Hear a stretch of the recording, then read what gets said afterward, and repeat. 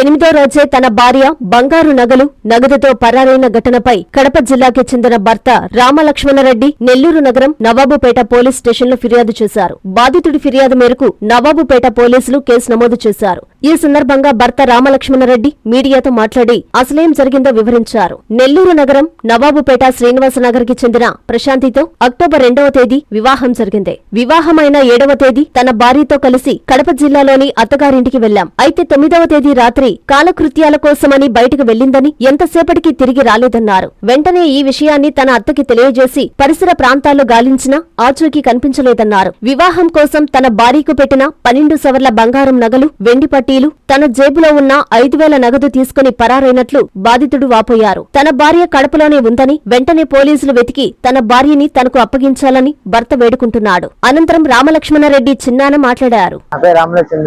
మా భార్య పేరు ప్రశాంతి. 2వ తేదీ రాత్రి పెళ్లి అయిపోయింది.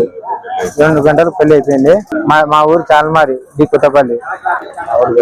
మా ఊరికి పోయినాము. అది కార్యక్రమం అంతా అయిపోయింది. 7వ తేదీ ఇక్కడికి వచ్చాము. ఇక్కడికి వచ్చాక బాగున్నాము.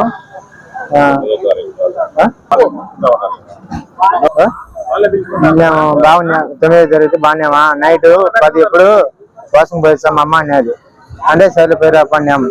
పోయింటే ఇంకా వాషింగ్ పోతే ఇంకా రాలే 10 నిమిషాలకి అని ఇంకా వాళ్ళమ్మకు ఫోన్ చేసాం. అక్క ఇట ప్రశాంతి కంటాలి అంటే ఉంటుంది నాన్న అనేది అంటే సర్లే అని వాకి తీసాం. ఇంట్లో అంతే తర్వాత లేదు పాప అని బంగారం తీసుకుని 5,000 డబ్బులు తీసుకుని పర్సులో అని ఏరియా అదంతా తిరిగాం. పార్కు అని పొద్దున వచ్చి ఇలా స్టేషన్ కదా కంప్లీట్ చేసాం. పేరు శివారెడ్డి. నేను అబ్బాయి తిన్నాను. మా అబ్బాయికి మాది చాగల్మరి మండలం డి కొత్తపల్లి గ్రామం మాది.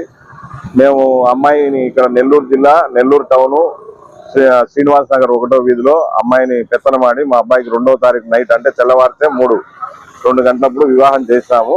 వివాహం చేసి కార్యక్రమాలన్నీ మా ఇంటి దగ్గర పూర్తి చేసుకున్న తర్వాత 7వ తారీఖు ఉదయం బయలుదేరి అబ్బాయిని తీసుకొని వచ్చి శ్రీనివాస నగర్ 1లో అమ్మాయి వాళ్ళ ఇంటి దగ్గర వదిలిపెట్టి వాళ్ళకి అప్పచెప్పి పోయినాం మేము.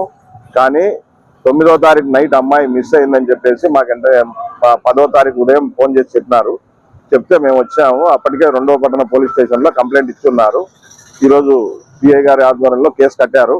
ఇప్పుడు అమ్మాయి కడపలో ఉందని చెప్పి వాళ్ళ అమ్మ చెప్పింది. తీసుకురావడానికి పోలీసు వాళ్ళు వెళ్తున్నారు. నగలు 12 సవర్ల బంగారు, తర్వాత వెండి ఒక 200 గ్రాముల వెండి పట్టీలు అన్ని ఉన్నాయి అమ్మాయి దగ్గర.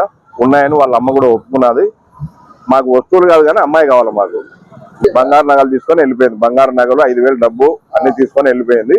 కానీ అమ్మాయి ఎక్కడున్నా సేఫ్ గా ఉండి తిరిగి